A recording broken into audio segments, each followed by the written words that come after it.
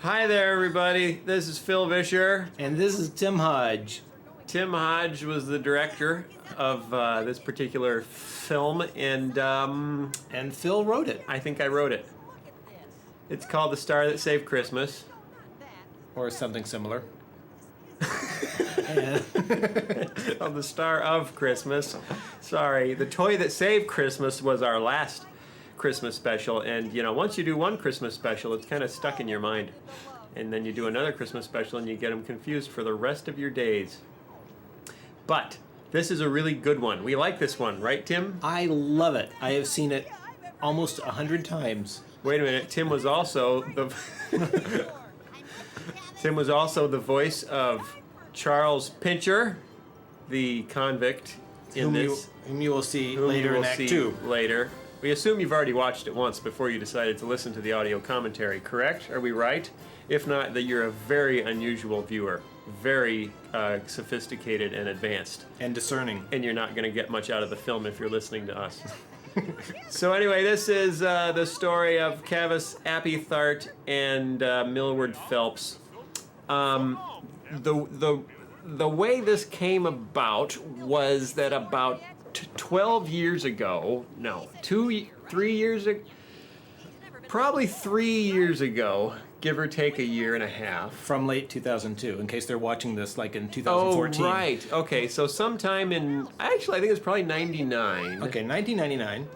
Before I started working here. We were kicking around ideas for new shows with outside writers, just brainstorming. And one of the guys threw out an idea for an Easter special called An Easter Carol. Now, this isn't that. You're not watching that. That's a different film, which we're also making, and may be out by the time you're listening to this. I don't know when you're listening to this. If you could write me and tell me when you're listening to this, I could tell you if it's out yet. Without that, though, you're on your own. So anyway, he came up with this idea to do an Easter Carol and basically take Dickens' Christmas Carol and reset it at Easter with Ebenezer Nezer.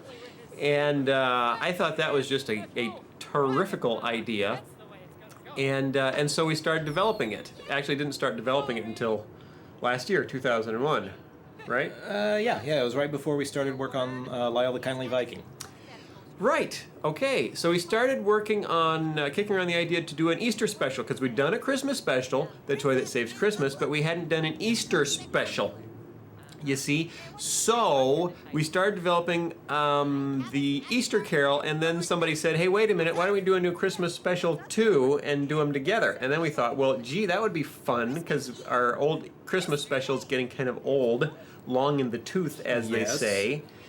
And so we thought, okay, let's do a new Christmas and a new Easter special, but of course, if we're really telling the story, Christmas has to come first. So Phil had a weekend to write this. So then we had this kind of Dickens thing. We're going to do the Dickens thing for Easter, so we thought, well, what do we do for Christmas? And I really liked the notion of setting it in Dickens' London, 1880s London, because the 1880s were such a fun period. But we couldn't do the Dickens thing because we were doing that for Easter. So I was trying to think of other 1880s contemporary to Dickens archetypes from London that we could use. And the first thing that popped into my mind, because we had just gone through Lyle the Kindly Viking, which was all Gilbert and Sullivan. Hey! So we decided, okay, let's recast Bob and Larry as a Gilbert and Sullivan model, kind of a duo, and see what comes from there.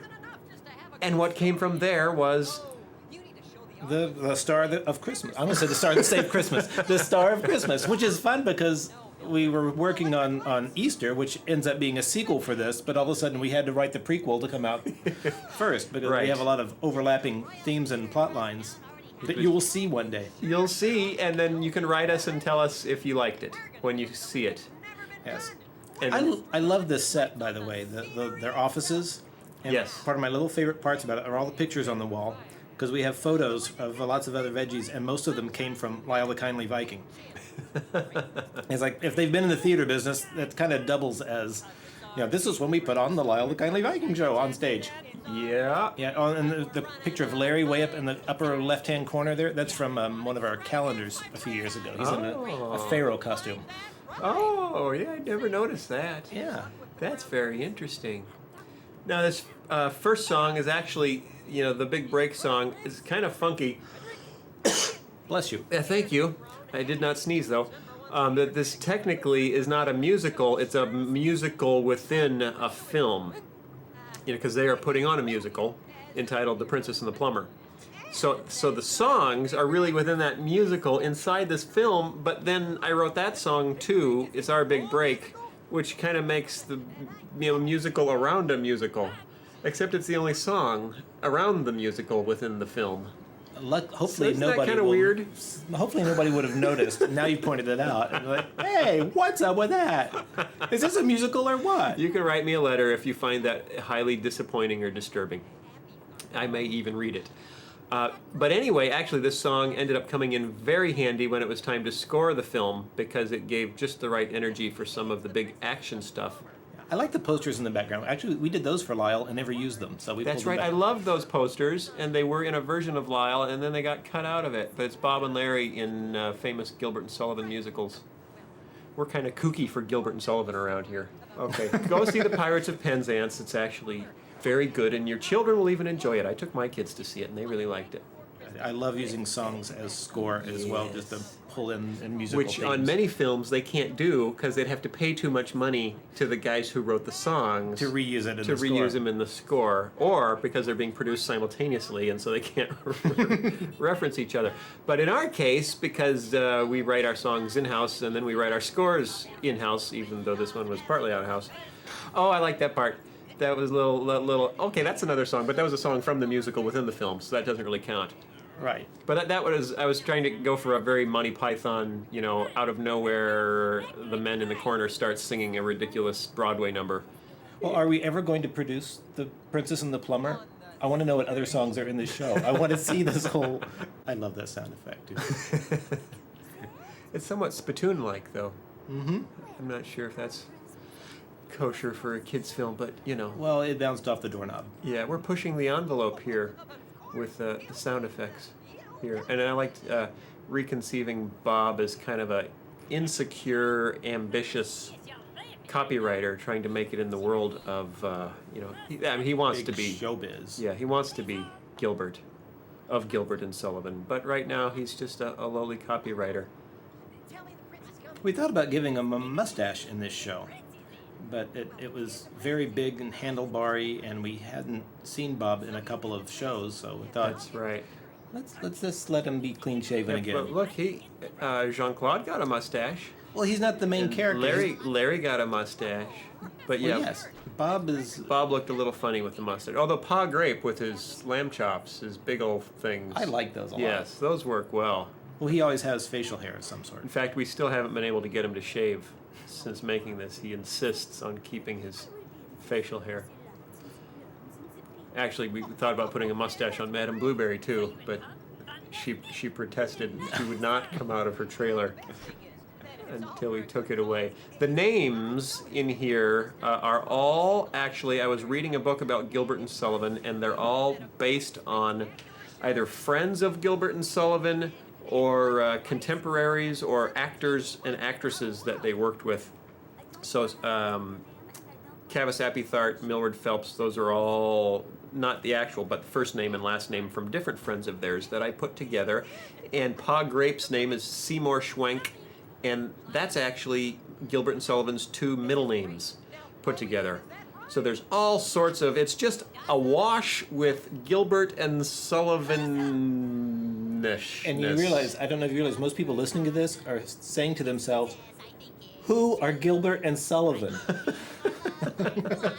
Oh, come on. Rodgers and Hammerstein? Oh, they know Rodgers and Hammerstein. They just don't. Oh, Gilbert and Sullivan could eat them for breakfast. They probably did. But Sullivan was knighted. He was really considered... What? Which one of them wrote Onward Christian Soldiers? Sullivan. Sullivan wrote Sullivan, he was the musical. composer. Yes, he was the composer. He was knighted. He was the top composer in England in this period, in the late 19th century. That poster right there for Yeah. the kids' production. Is the there artist anything interesting about it? It was actually made with potatoes. We wanted to make a child's poster that a child could make because we figured, well, they can't have a printing press in the basement of the church. How would a child make repeated posters? What? Well, they use potato prints. You never cut a potato and make like Yeah. rubber stamps, a stamp with it? Yeah. The artist actually went home and she made, and Melissa Rial did this. She cut up potatoes and made this stamp, Really? dipped them in paint and made the Wow.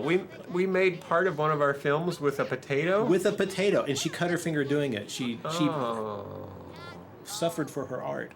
Oh, wow. There's blood, sweat, and tears on this film, But no overtime. but no overtime. Oh, this is the first film that no one has given their life for. But they did bleed to get it done on time. This is fun casting Junior's dad as a reverend. I mean, he fits in that role very, very well, and it never really occurred to me. This is probably his best role since God Wants Me to Forgive. No, I'm sorry. Yeah, God Wants Me to Forgive Them, when he got to play the professor from Gilligan's Island. Yes, I love that role. He very much enjoyed that. I love this whole conversation too. They never really listen to what the other one's saying. But that's how people talk. Right. It's particularly how parents and children often talk to each other. It's a very well written scene, Phil. Well, I don't think I thanks. ever told you that. Oh, I really like this dialogue. And it's well directed. Look at that camera move. Yes. That is. Thank you. We used camera moves very sparingly in this show. You may notice it was for Why is production. that? Well, because we were Too expensive? Because we were rendering at the same time Jonah was eating up the whole studio, and we couldn't afford a whole lot of render power. Yeah, see, that's another amazing little factoid. This one came in under the radar. This film was produced entirely during the production of Jonah, so it was a separate team working in the studio, but using the same technology infrastructure, the same servers and hard drive arrays, and most importantly, the same render farm. And so when Jonah got behind schedule, it became very difficult for Tim and his boys to get their dailies. And then we ended up having to put in, we had about 300 computers in the render farm, and we ended up getting so behind on Jonah that we had to buy 200 more, which did not fit in our space. We're in a mall currently, although hopefully by the time you hear this, we'll no longer be in a mall. But we had to rent an old store, an empty store on the other end of the mall behind the Dairy Queen in the food court. That was convenient. Yes. I think I've got to go check out the render farm again. Oh, this is another part. I really like Archibald in this role of Arthur Hollingshead, the historical reporter. And most of the facts that he's giving are genuine. He's talking about real people, except for the funny ones. That with real accurate dates, and it was all relatively legitimate. Of course, the Star of Christmas being entirely fictitious. I always imagine right here he's putting on his gloves.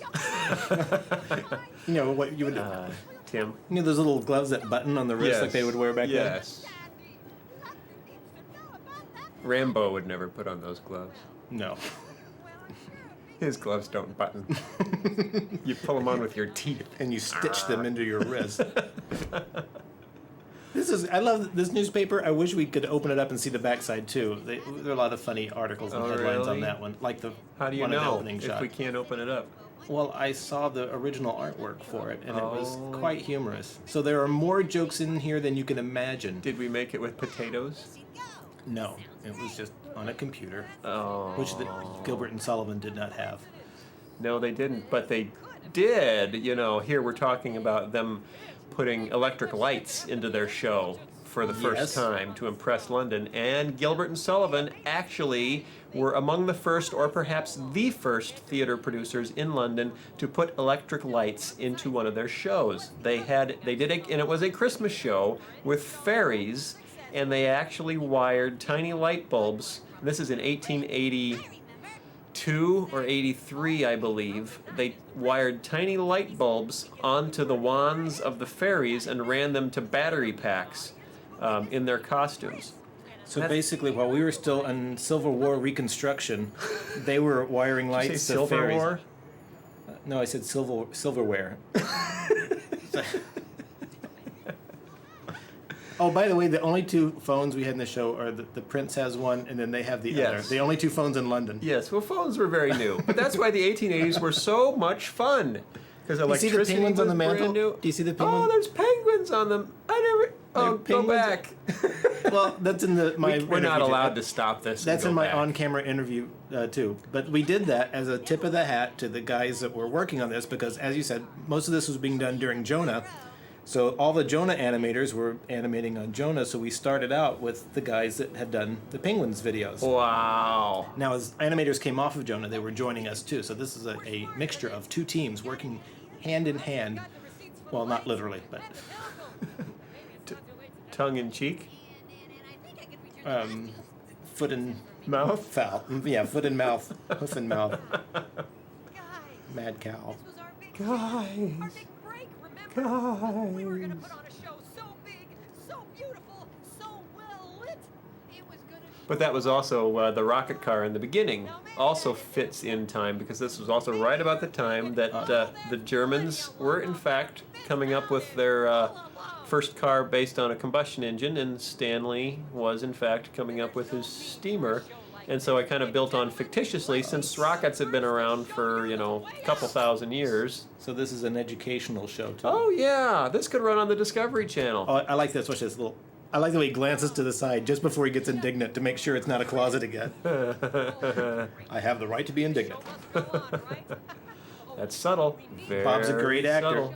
He is. He's probably going to be up for something for this role. kidnap him.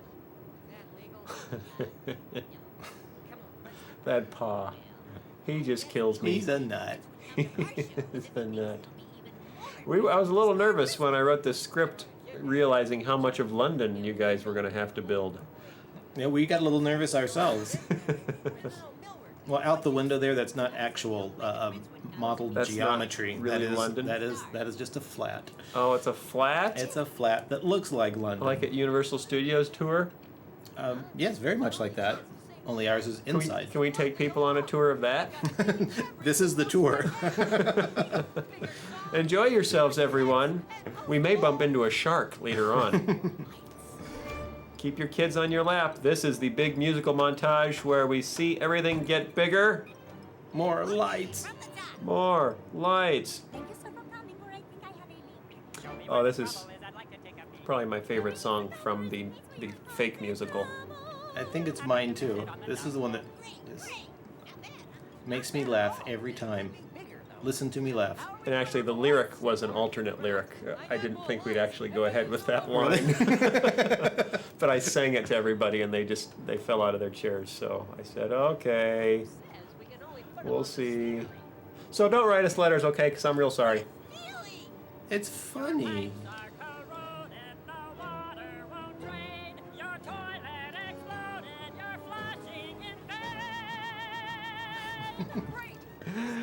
Oh dear, I think that's the first reference to toilets or flushing. No, Esther, Yeah. yeah. Flushing sound effect. Okay, for me anyway, Mike, Okay. he's a little out of control. So we had a big flush sound effect in Esther. And now this flat-out lyrical reference to toilet flushing. Yeah. What is next? Man, it's a slippery slope. I like the pea shakes it off just so you know he's okay. Yeah, he's okay. He's okay. No peas were harmed in the making of this film.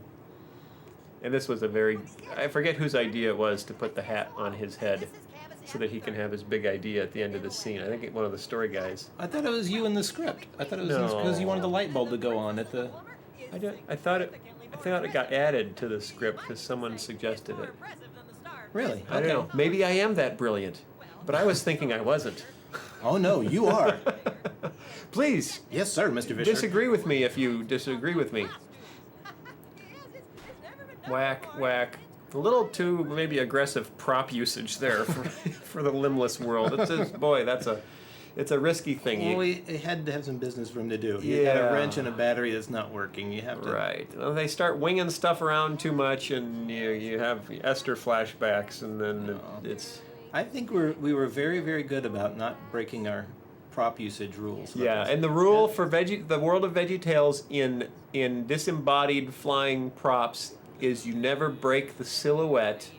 I'm sorry, you never leave the silhouette of the character with the floating prop. It doesn't float outside the outline. In Right. fact, if you notice when Bob hung up the phone, Yeah.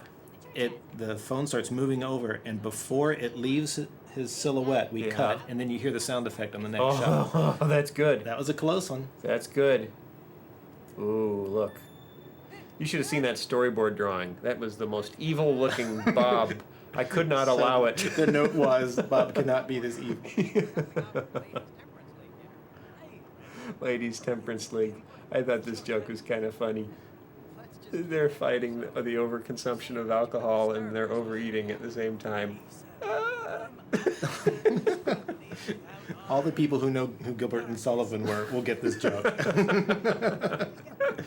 Yeah, there are a lot of jokes that I write that I think I may be the only one laughing at.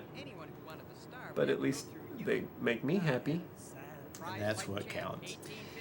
1851 World Exposition, there really was one. It was in London. I don't know if they had a prize fighting championship, but if so, he was there. The carrot won. A carrot, no.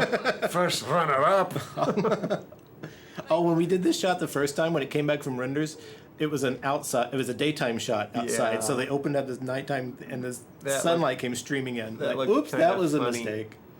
That looked kind of funny. And now here, this sequence, even notwithstanding the climax of the film, was probably the biggest action sequence we've ever done in a VeggieTales Oh, and it's video. it. This one works It's really well. hilarious. I love this bit. The chase is coming up in a moment. We hope you like it too. If you don't, you can write us a letter. You can write Phil 11. Or if you do, you could write us a letter. Those are nice too. Write Tim a letter. Oh yes, it's not okay to steal, kids. It is not okay. No, we're not condoning stealing, And not even rationalizing stealing as borrowing. which Bob is kind of doing here. But that's he okay pays because for it. he pays. There are consequences for his rationalization of thievery. I like this. Larry's so literal. Trust me, it's the right thing to do. Right. Would you look at that? It looks like a turtle. It's like, I suppose you can't get that. Eh. But back then, I'm sure it looked like an exquisite star. It looks like a turtle. Listen, Very dry. Very dry. And then this device to create the loud clatter works really well here Yeah. too. Good direction. Thank you. Click. Ooh. How that actually got tangled up in there, we don't know. But it did. It's not important. He stops. There's no noise. He starts again. We had about 48 conversations about where Moyer lived. Moyer lived. Yeah, where his little apartment was. Was he in the church. basement? Was he on the Yes. first floor? I Or had was a he in little- the attic? Yeah, I had a basement window. And but it looked like he was in prison when the light came on, so we made it a side window. And I don't know if the inside of the church actually fits in the outside of the church. Yeah, well, that's... But it's close. Yeah. You chicken-hearted hooligans! See ya, Moyer the Destroyer! Now And this- I like the way Moyer always waits in the background for a while before he starts running. He always gives him a chance to get ahead. so he can deliver more of his lines. He's playing the role of the bombastic Scotsman, and we had tons of fun just coming up with stuff for him to say while he was running. Because there's so many Monkey-headed loony dogs. there's so many action scenes where they just run and there's score, but there's not really anything interesting for them to say. Slimy sea donkeys. So we wanted to give him enough lines to be able to talk throughout this entire thing. Clam nuggets. Clam nuggets. That's a good one. Around for a lever or something. Did he say you'll be burping out your ears? Yeah.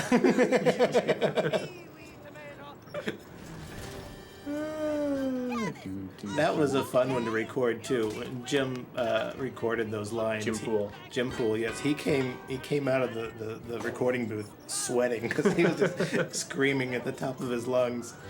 Or he can say, no, do it faster, louder, Louder, faster. faster. You're It's like insane. George Lucas direction. Yeah.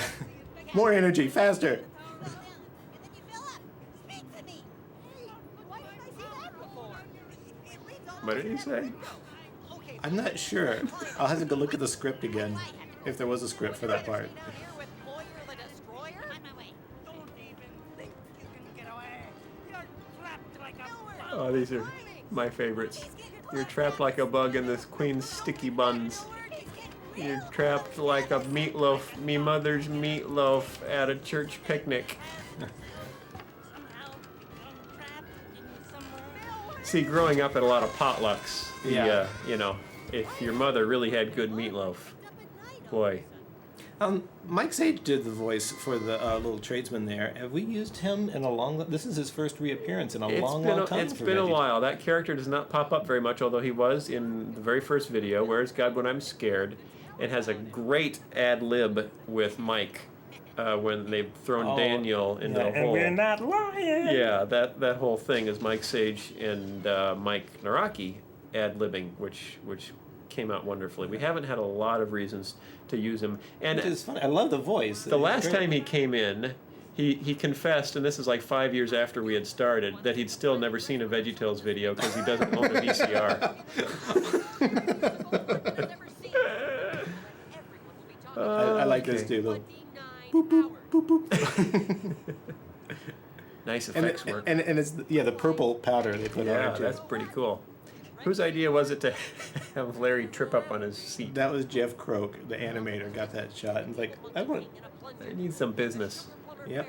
Give me some business. That's quite an eye he's got. See, and isn't it sad that even in the world of vegetables, you can still only get Caucasian Band-Aids? What's that all about?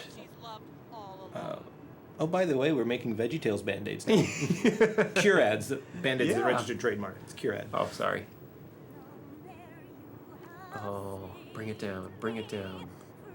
This was pretty fun to have. That's Jackie Ritz, right? Yes. Yes, to have Jackie sing this as if it were serious. Writing ridiculous things and then having them performed as if they're serious is just endless fun. Oh, and animate it as if they were serious too. Yes. This is the first time we've had anything close to a love story in our shows too, isn't it? Except when I think so. Well, and Esther, the Esther. king was falling in love with the Yes. beautiful Esther. Okay. And the fact that it's, Jackie's beautiful voice up against Jimmy's. Jimmy Gord, yeah. Yes.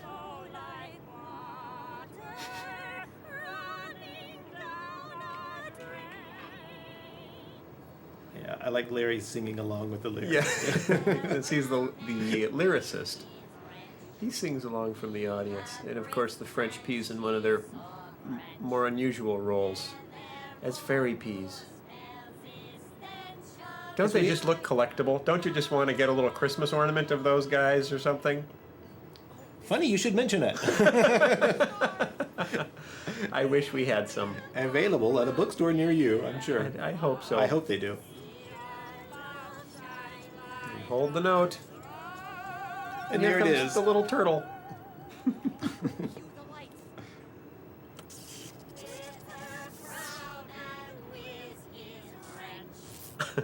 Now those light bulbs weren't on there. I know. If we put it, before. I thought about it, but if we put too big of light bulbs, it give away the Right, joke. right. So they're It attracts- kind of not only inventing light bulbs, but fiber optics. Yes.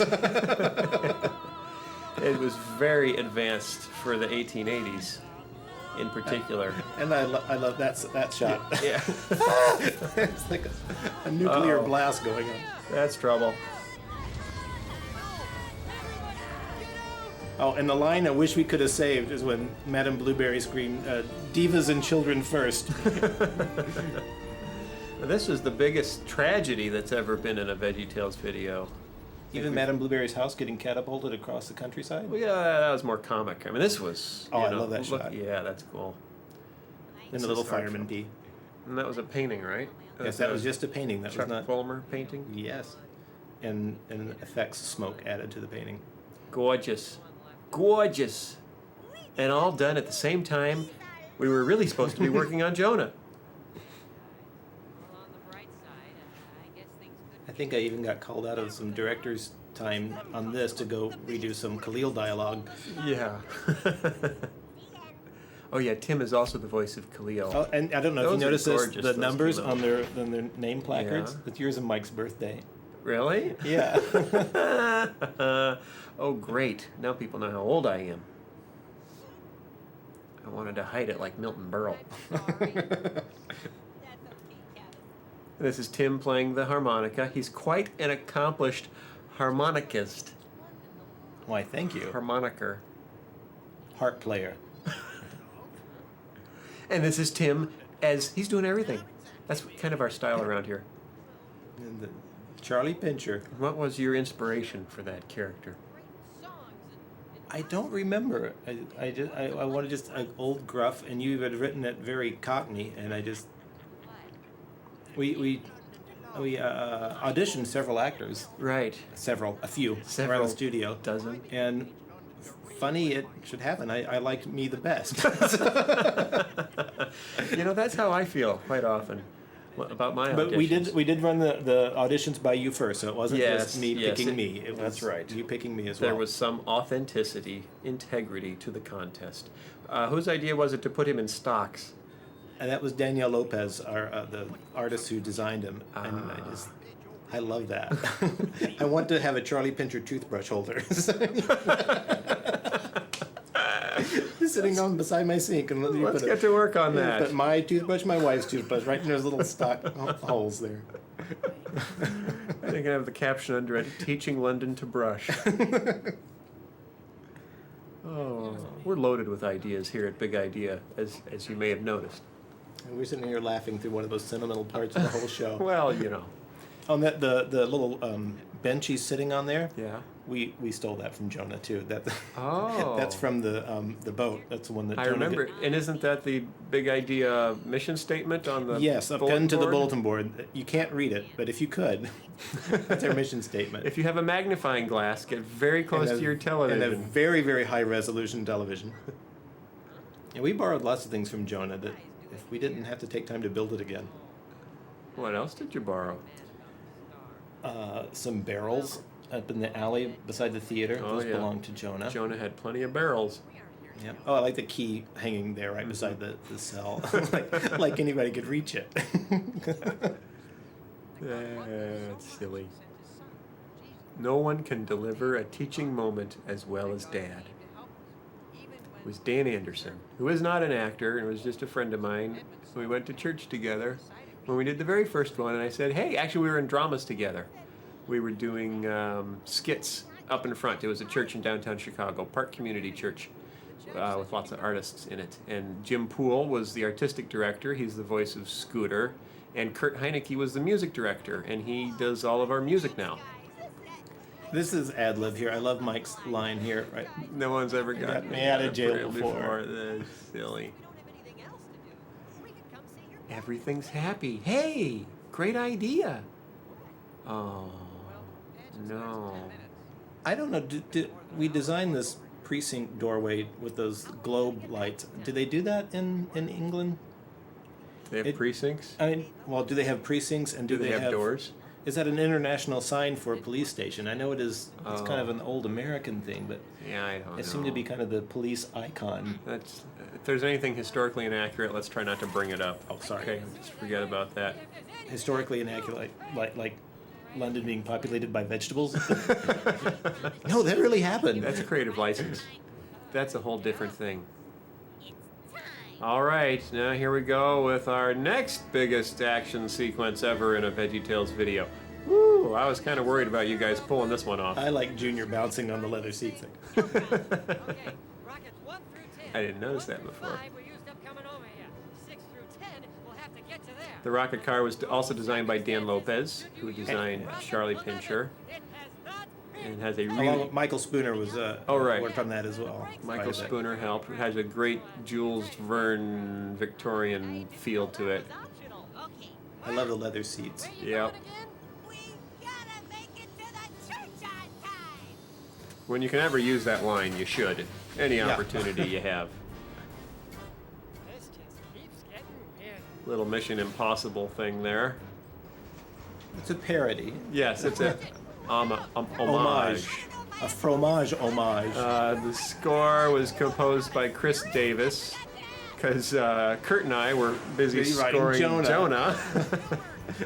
at the I time. love this. This guy's got a new job selling hats. He's not having And I luck. love, the ladies' hats is always funny. Whoa! This is exciting. Isn't it? A lot more exciting than standing around in Junior's bedroom and Where's God When I'm Scared.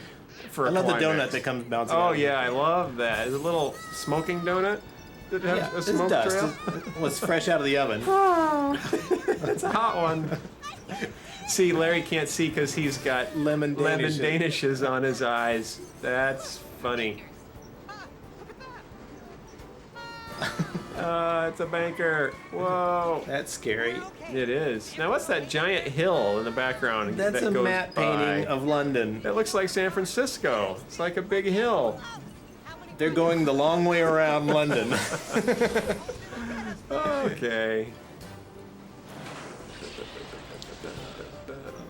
Was that a classic barrel roll? Yes, it is. It is. Well, That you was want us to cool. mention something here about Oh, the yes. Crystal Palace? The Crystal Palace was standing at this time, had been built, I believe, in that World Exposition, and was still standing, and was, of course, in fact, the world's largest glass structure ever built, and it was Larry's good idea to drive through it as a shortcut. That's funny, huh? That is funny. I thought it was funny anyway. It scared us reading the script because we thought we had to build a glass structure and have to drive through it. Then we turned the page and said, "Oh no, we didn't." I like to scare people with my scripts. But it was just the way it was timed at the bottom of the page, just enough to get us scared to turn the page and find out. Oh, we're off the hook. Here we go. I love this. We're not completely out of I love the Veggie's background there. grasp. It's just total black with the windows. It's Yeah. just so designy. Yeah. Ooh, that's a- Oh, the mother of all rockets. I like the flaring of the. Yeah, this is like a Closer. shuttle launch right here. Woo! I love that shot with a Yeah. glowing cow. Ah, That's a gorgeous shot. I love it too. This is that one. And that is one continuous scream from you and Mike. And then Larry decides to stop screaming. We try slowing down. The brakes only work on the ground. Merry Christmas, welcome. And there's Prince Frederick. Prince Pedrick. Prince Frederick. Prince Frederick. Yeah, Mike actually, after he read the script, said, Prince Frederick wasn't the crown prince then. It was, whoever it really was. And I said, yeah, but I don't want to portray the real, actual historical crown prince as a small Latin gourd. I got the joke. I understood. Here they come. And I love the swinging doors in the church. They weren't really supposed to do that until we realized, no, it's funnier if they're just left. Yep. And I love the banker kind of standing around wondering what to do too. Does he show up in the crowd, or does he just? Yeah, he's in the crowd. He is. That's good. Watch for him in Easter too. He has a cameo. Okay. Will that be out by the time I'm watching this? Why? Yes, it will. I certainly I'm hope not so. sure. All right. Yeah, we can handle that. Ding. Now, how'd they do those lights back then in the church? They blew out a few candles. I mentioned this in my other interview too, but the numbers there, Yeah. 10-2, or is it 102? That's the date that Brian Roberts and Catherine, his wife, now wife, met. And then Okay. the other date is their wedding anniversary. Oh, right. Everybody gets to put their. Everyone likes to sign the film somewhere. Yes. He kind of looks like Marilyn Monroe, don't you think, Percy, in his pea outfit? Yeah. And Shelby in a most recent. Happy birthday. Your daughter doing the Yes, Annie's that's here? my daughter, who did not do that gasp. No. No, we forgot added to that record later. it yet. Oh, and this is Mark Volcano's son. Josh, yes. He's our animation director, and this is his son, Josh. That is just so darn cute, I can hardly stand it. And Junior, of course, is my wife, Lisa, who's also so darn cute, I can hardly stand it. And this is my son, Matthew, who's so darn cute, I can hardly stand it. And they're wearing costumes from Jonah. Those are characters we took from Jonah. Right, from Jonah. So we're trying to finish Jonah, and we notice a couple of characters are missing. They don't show up. Gee, I don't know where I put them. They're in another soundstage right now. They're across the lot. Behind Dairy Queen. Now, how did they, in that 2 minutes, get that contraption moved over from the tower? Cartoon license. I love his look. He's so proud of himself. He is. He's a happy guy. And all this took place to fulfill what the prophet had said. She will give birth to a son. I still say that should be our Christmas card this year. Right there. Man, Yeah, okay. God. I have it on tape. He's That's a gonna good idea. Yay, look at them all clapping. see. There's the banker. Oh, yeah. Clapping with their no hands. See, that's how you're supposed to bring people to church. What's the sound of no hands clapping? That was a very hard sound effect to capture. One story that can really show us our love. And this is it. Yay. Aw, Happy. my heart is bursting. It is. But don't get off that. No! Oh. That was a nice touch with the lights blinking. Thank you. I did that part myself. Really? With Joel, our editor.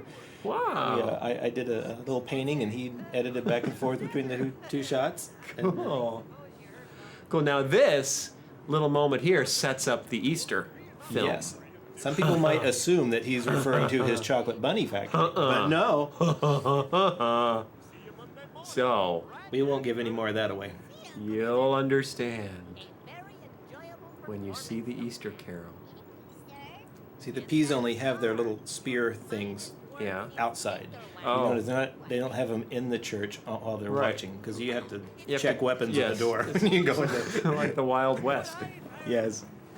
It's the turtle of. Oops, no. It's the Star of Christmas. It was in my sock drawer all along. That's a pretty funny thought. If that's the star, what did we take? His socks are never used and never worn. Turtle of Damascus. Nearly as valuable. Yes, it's the turtle of Damascus. Most experts say it's a hoax. All things considered, I'd say things worked out pretty well. I'd like to talk to you boys about your next production. Which also brings up sequel opportunities there. Yes. But I like the way he has this opportunity to go do Yes. something big like he's always wanted, Right. but he sets it aside. Right. And this scene shows what Bob learned.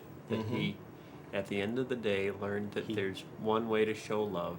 And he gave up something, a chance to secure his career, to go be nice Yep. to somebody else. And that's my wife singing.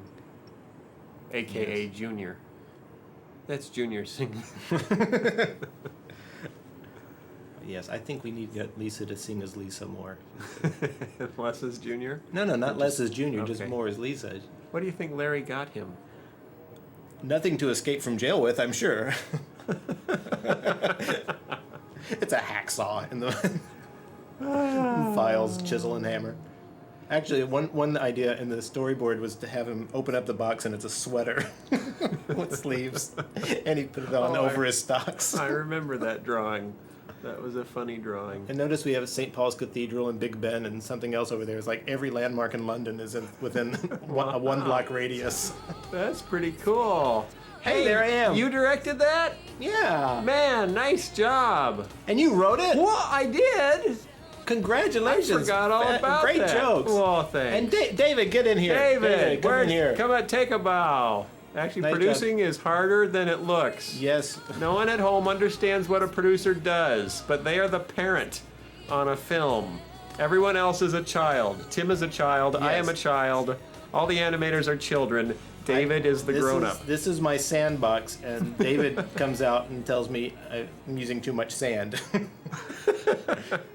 No, David's a great producer. He gives me all the sand I want that he can possibly afford. Yeah, and sometimes the other kids start throwing sand at each other. And he has to solve that too. Yes. Because I don't know if you people out there in TV land have had any experience with artists, but they can sometimes be a touchy lot. But not around here. No! Notice there are a lot of repeated names in this too. People did several jobs and wore it's several 'cause hats. Everyone else was working on Jonah.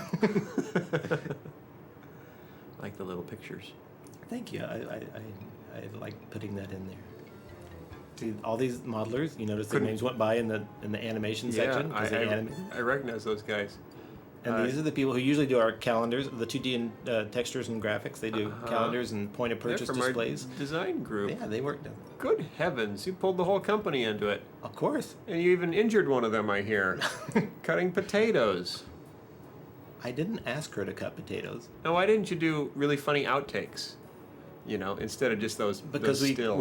we didn't want to have overtime. And besides, somebody else already did outtakes. Yeah, it's not funny anymore. We have to think of something new. Yeah, I don't know what. We'll come up with something totally funny and new. Okay, that sounds like a good idea. Actually, there's something funny at the very end of the credits on Jonah, which is kind of Oh.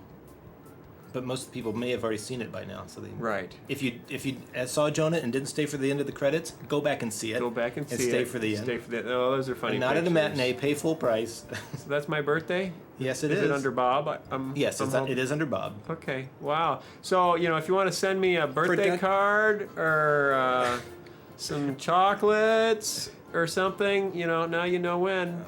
Their production assistants just went by. People don't know what a production assistant do. But What is a production assistant? they are the people that make it possible for the studio to work. They supply all our needs and make sure we're where we are when we need to be there, and make sure all the files. So they're like junior adults? They are like no, they're full-grown adults. Well, only the producer is the adult. Oh, okay, yes. Then they're So they're and junior that, adults. Okay, I didn't realize you were speaking metaphorically again. Yes, they're junior I'm adults. always speaking metaphorically, except for when I say I have to go to the bathroom. That's literal. But everything else I say is metaphorical. Okay, right here it says Stranger P. Yeah? Who was the Stranger P in this show? What? It just at the end of all the vocal credits, it just went by. Back it up, everybody. It just said it had yours and Mike's voices listed as Stranger P. Oh, I don't know. Who was? You don't know what that is? No, I saw the You're credit the go. director. I know. I saw that credit go by, and I was like, Look at who all is those this? songs. Except for O Come, O Come, Emmanuel, it looks like I wrote a whole album's worth of songs when actually most of them are about 12 seconds long. So I think I only wrote the equivalent of one real song, but then it was chopped up into tiny bits, and every tiny bit was given its own name, and now it looks like I'm the hardest working man in show business. What a scam. What a scam that is. Oh boy. It's nice work if you can get it. Information technology, those are the people that keep all the computers going. And of course, they were really stressed while this was in production because Jonah was also in rendering. So they were They pretty spent much a lot of time freaking at out. Dairy Queen checking up on our render farm. The only person freaking out more than they were was our production accountant, Tony Iannicelli, who was trying to count all the beans for all of these children in sandboxes. Oh, look, there's me There. again, my buddy Terry. and little And Josh little Pete, Volcano. so cute. Every time I see him, I want to kiss him. Well, that's the end. Thanks, everyone.